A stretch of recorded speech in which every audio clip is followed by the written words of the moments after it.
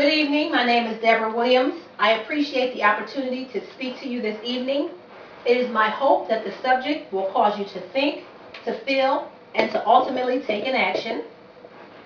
How many of you really give it a thought when you kiss the precious face of your son or daughter before they leave in the morning, as you give your mother a loving hug when you say goodbye, or as you gaze lovingly into the eyes of your mate and say, "I'll see you later," that later may not exist. Now think about the fact that someone else's actions might be the deciding factor in this situation. According to White House correspondent Oliver Knox, Congressional Research Service reports that mass shootings have left 547 people dead and 476 more injured in the U.S. since 1983. Congressional Digest, 2013. A disheartening 547 people did not return to their loved ones at the end of the day. Although we do not live our lives fretting what is to come, it is a gut-wrenching thought that any one of us could experience such a tragedy. Although some may feel that the heinous crime of mass shootings leave us without hope for remedy, our political leaders and Christian counselors are well able to bring about change. I want to draw your attention to 3 things that we must do if we hope to bring about change. First, the necessity of gun control and background checks are a necessity as a means to eradicate mass shootings. And then, a biblical solution to this problem by way of Christian counseling. Finally, I want to speak about who is responsible for bringing about change in regards to gun control in America. Background checks and gun controls are necessary to aid in a safer America. According to the Washington Post 2012 list of U.S. mass shootings in 2012, 94 lives were lost, including lives of the shooters, and 91 were injured in that year alone. Substantial evidence indicates that more guns means more murders, and states with stricter gun laws have fewer deaths from gun-related violence. Klein, 2012. In 1983, the Brady Handgun Violence Act was enacted through the efforts of James Brady. Recently, President Obama formed a gun violence task force that came up with a package of legislative proposals, which included background checks, gun sales, background checks for gun sales, greater bans on assault weapons, limited magazines, and better mental health coverage for funding. Better mental health coverage and funding for emergency response plans for schools. Congressional Digest, 2013. In opposition, the National Rifle Association called for focus on mental health and influence of violent video games. Mental health does in fact have its place in mass shootings, but it should not be used to explain away the necessity for gun control laws.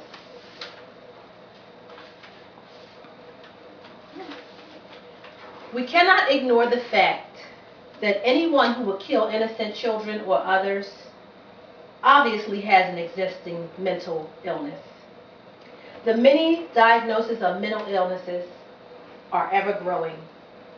It has been noted that a diagnosis of schizophrenia puts the patient at a much higher risk of committing a homicide than an unaffected individual. British Journal of Psychiatry, 2011. Of the 5,884 homicides notified to the National Confidential Inquiry into Suicide and Homicide by people with mental illnesses between 1997 and 2006, the number of homicide perpetrators with schizophrenia increased at a rate of 4% per year. Those with psychotic symptoms at the time of the offense increased by a rate of 6% per year. British Journal of Psychiatry, 2011. Of course, there are medications for mental illnesses. However, many patients have their own reasons why they dislike taking their medications. It's quoted, "Every drug I was given made me feel worse, not better. They made me fat, lethargic, unable to think or to remember." Chamberlain, 2013. Patients often complain that it makes them feel out of sorts.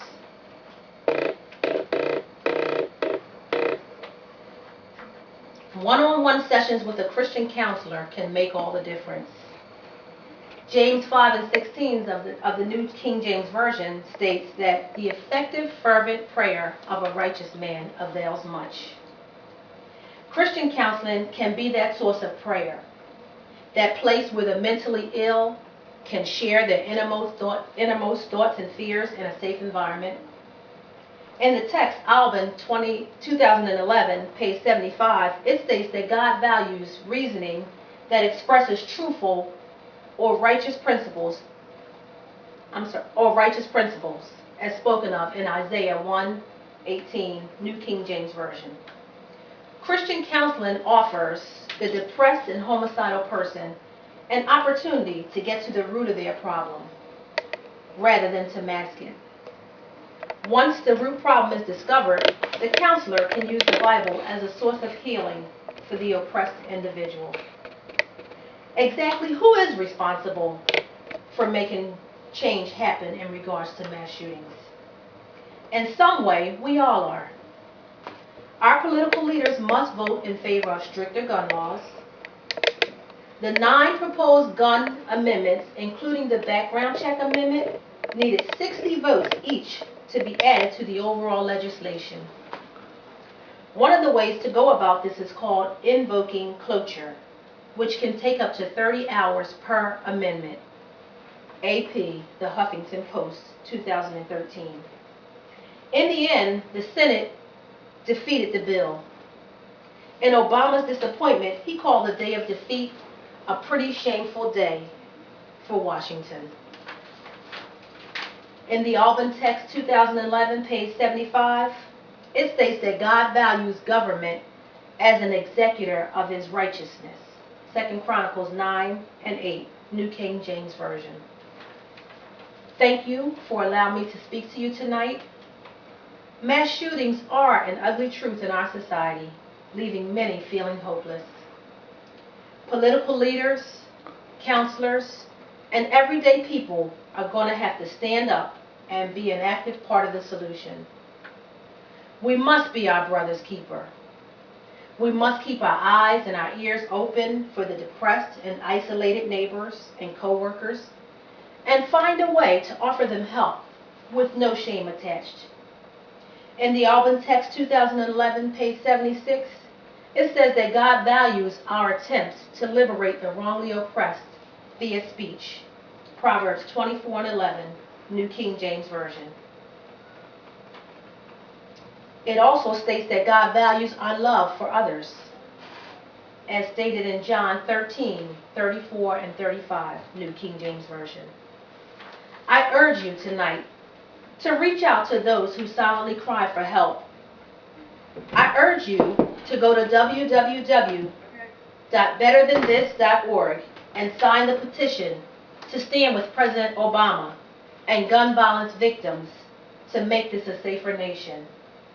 I urge you to pray, not just for the victims of the mass shooting and their families, but also for the shooter and their families, who oftentimes said their last loving goodbyes at the beginning of the day as well. Thank you again.